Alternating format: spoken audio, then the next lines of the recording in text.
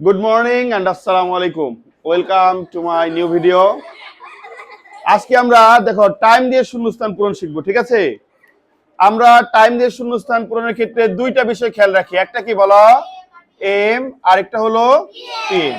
কখন এম হয়? রাত যখন 12টা বাজে তখন থেকে আসলে এম কি হয়? শুরু হয়। কতক্ষণ পর্যন্ত থাকে? দুপুর 12টার 1 মিনিট আগ পর্যন্ত, মানে 11:59 পর্যন্ত। পিএম কখন হবে? যখন দুপুর 12টা বেজে যায় তখন পিএম শুরু হয়ে যায়। এবং কতক্ষণ পর্যন্ত থাকবে? রাত 12টা? না, রাত 12টা হলে তো এমই হয়ে যায়, তাহলে রাত 11:59 পর্যন্ত।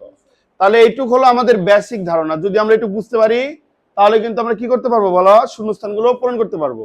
এবার আমরা এটা পড়ি, দেখো।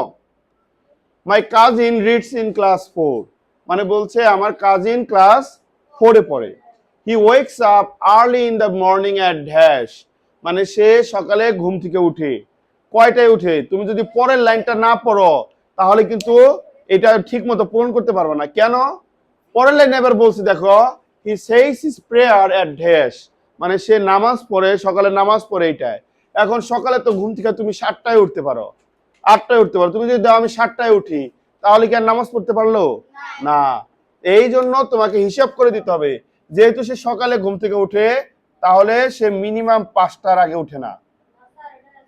5 AM, মানে 5টার ভিতরেই সে ঘুম থেকে উঠে।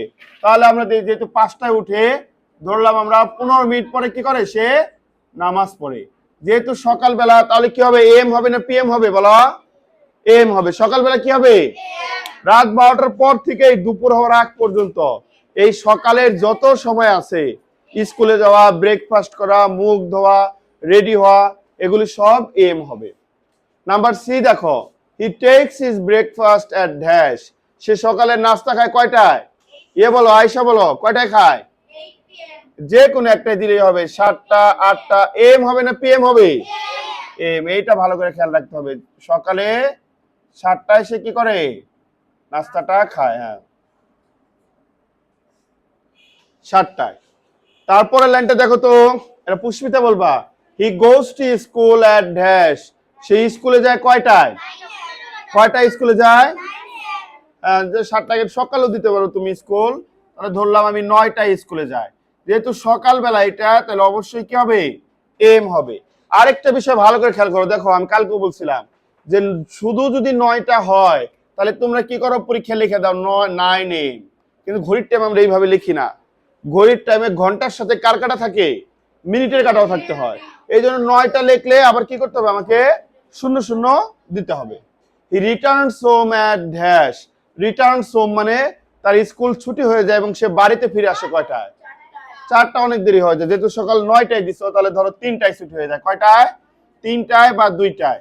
তাহলে 3টায় হইলে আমরা কি দিব বলো? 3 এম না পিএম দিব? পিএম দিব। হ্যাঁ, 12টার পরে হইলেই আমাদেরকে পিএম দিতে হবে।